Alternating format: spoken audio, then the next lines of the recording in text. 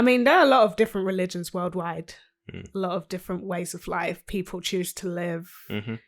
But then I think about that word choice, Mm-hmm.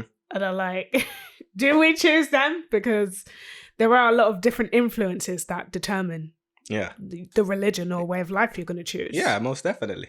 Probably the main one being your region, right? Yeah. Where you are on the planet is probably going to have a huge influence into the religion that you're practicing, right? Mm-hmm. You know, the society in which your family operates within, the family that you were born into. Yeah. These things they're going to play a role in the religion of your choice, if that makes sense. And like you say, choice is a funny word, right? Because, you know, even the choices provided are the choices provided, right?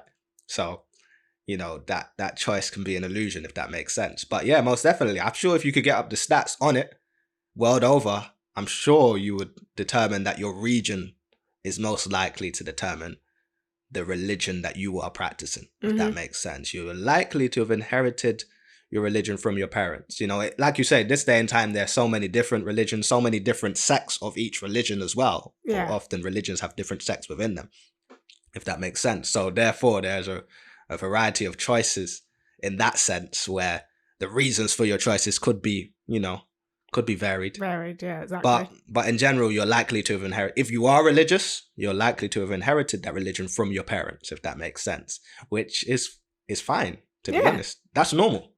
That's a normal thing, right? It's not a bad thing. No, not at all, because it's normal to learn about life from your parents, and so very normal to learn about your way of life from your parents. Mm-hmm.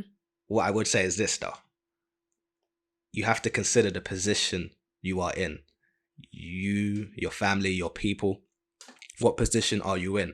Because put it this way, say I'm born into a tribe, right? Right. This tribe is 10,000 years old, right? So the first personal people of this tribe were born, seeded, created 10,000 years ago. I'm born into this tribe. The records of this tribe are intact, if that makes sense. So you can go and trace back the lineage through the tribe, trace back the significant happenings of the tribe, and you can trace it back all the way to that point that they were first created, if that makes sense. So now in present day, I'm born into this tribe, or when I come of age in this tribe, I'm taught about our way of life, right? I'm taught about our religion, our culture, whatever word applies, if that makes sense. And I may have questions. I may have questions about the rules, the laws, the governance. I may have questions about the practices.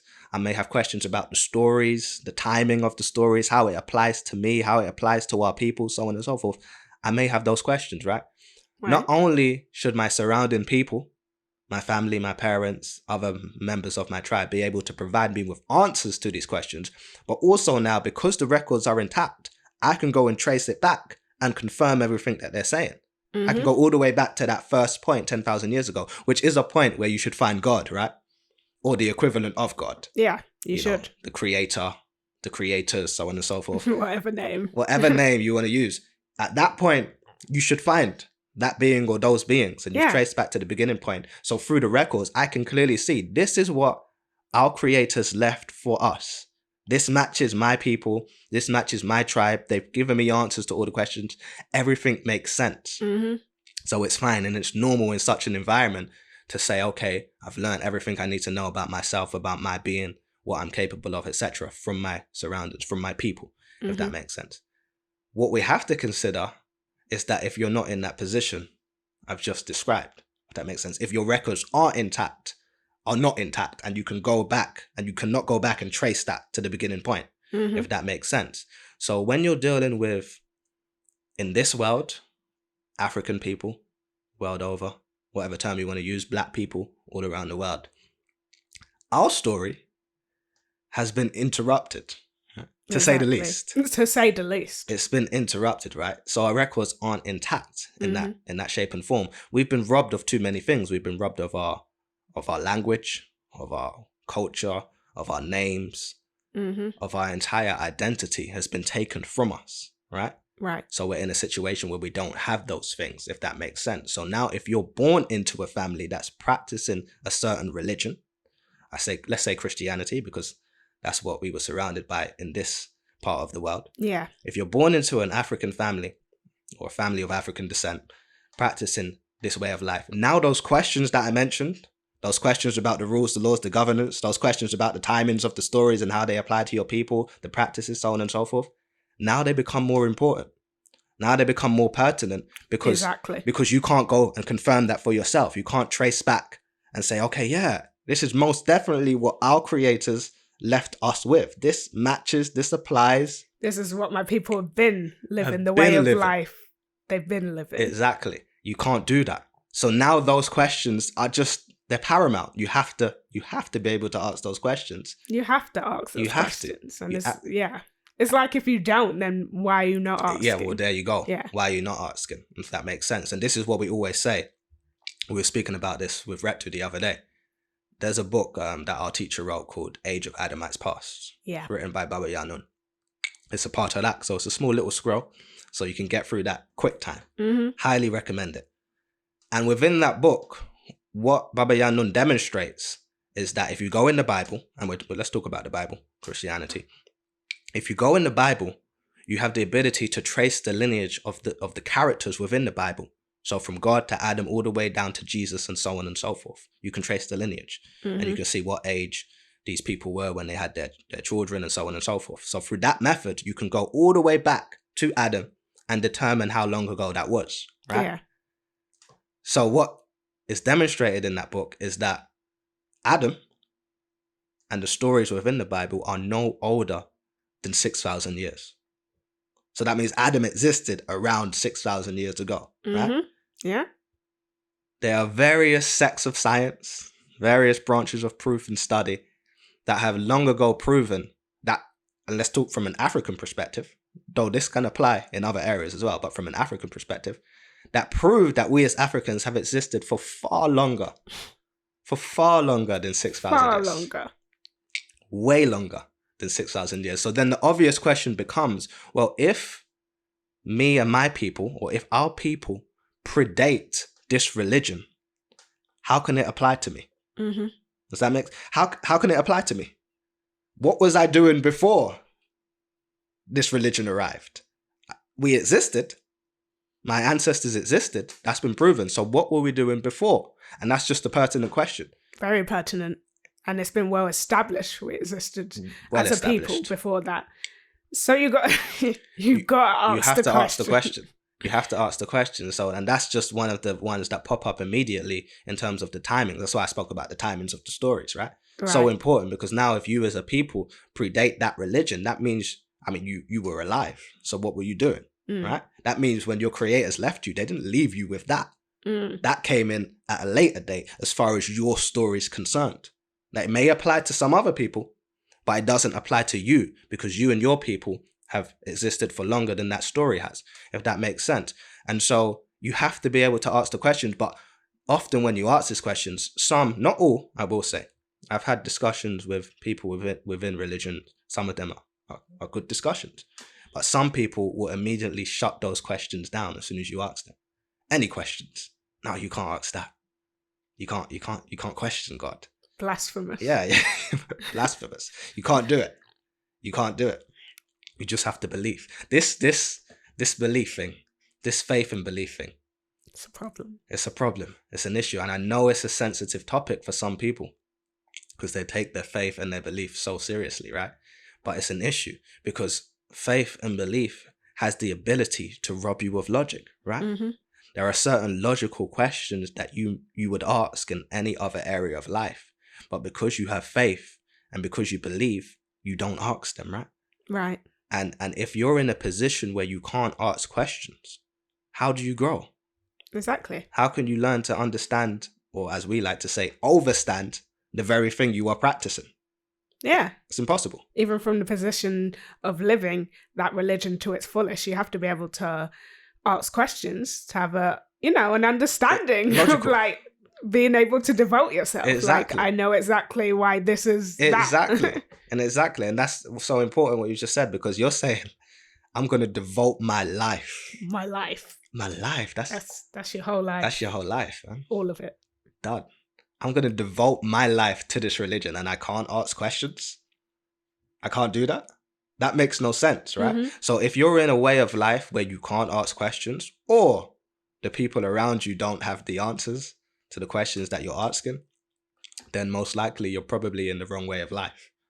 And that's just a reality, if that makes sense. But questions are absolutely paramount. You have to be able to question your religion as you would question anything else, because that's how we graduate. That's how we move on through different stages of life. And that's logical. That's not groundbreaking. If you don't understand something, you ask a question about it. Yeah. If you want to gain a grasp of something, a better understanding, you ask a question about it. If you want to learn more about a topic, you ask a question. Questions are paramount. So if you're in a position where you can't ask those questions, then you are trapped. You are trapped at a certain level, which is why, from a certain perspective, questions will be shut down in order to keep your mind at that place. But if you have a naturally inquisitive mind, remember that if you have such a mind, it means your creator gave it to you. Mm-hmm. So why wouldn't you try and learn more about a particular thing, if that makes sense? So yeah, in this day and time, I understand, and that's the way it's designed. Religion is close to a lot of people's heart. So if they're practicing a certain way, it's ingrained in them. But given that we know what's happened to us as African people, you have to question it. You absolutely have to, because we're trying to get back to our original way of life, if that makes sense. We're trying to reclaim that which was taken from us. We're trying to reclaim the identity of our people, if that makes sense. So therefore, you have to. You just have to ask the questions. Trust me. And the questions will open up a path before you, and then you can choose whether you want to go down such a path. That becomes your choice, ironically, given where we started the conversation. Circular background to choice. But yeah, you have to, in this day and time, you have to acknowledge that just from a wider perspective, our choices as a people have been taken from us for quite a few generations. Yeah. So therefore, you can't trust anything that you choose, if that makes sense. You can't trust it because you don't even know if you're choosing for yourself. How can you know that you're operating in your right mind if your identity has been stripped from you long ago? And then we spoke about in episode 2 that we did. Check that episode out. Quick plug. It's all in the genes. We spoke about the effect that trauma can have on the genes. So if you've been traumatized in previous generations, that can move to explain why you behave as a people the way you behave right now. Yeah. So you think you're choosing, but you have to look at the story. You have to look at the certainly the recent history of your people in order to determine whether how you're behaving is right and exact for you and for your vibration and for your identity, if that makes sense. Yeah, it can move to explain why when we have certain questions, why we see certain reaction of fear or our questions get shut down within these religions, especially by our elders, those older than us, because, trauma would be more fresh. We'll break it down in that episode, but it's that fear being triggered of no, you can't ask questions. Exactly. So something's going to happen. Exactly. Something bad's going to happen. So exactly. Yeah. And like you say, you listen to that episode and you see scientifically why that's happening. And it's not a situation of blame. It's not a situation of looking at our elders who were in these religions heavily and no, it is what it is. But now we have an opportunity, especially in this age.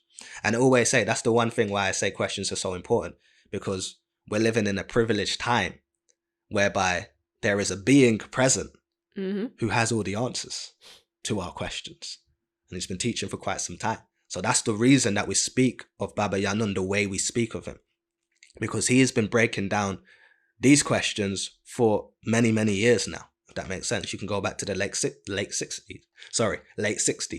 if that makes sense, through the 70s, 80s, 90s. And he was teaching all these different religions, especially the 3 we mentioned, Christianity, Judaism, Islam, breaking them down, explaining what was really going on and so on and so forth, so that we can graduate out and away from those schools. Because to be honest, when we talk about religion as Sabaeans, we're really going back because we've already walked through these schools. So there are other questions to be asked, if that makes sense. You can ask about the world, existence, science, and so on and so forth. But in respects to that, if you are in a religion, especially if you're born into an African family that's practicing a particular religion, just ask questions of it. You have to ask questions. In conclusion, one must be willing to ask the question. You must be willing. And one must be willing to answer. And if you can't answer, direct them to someone who can.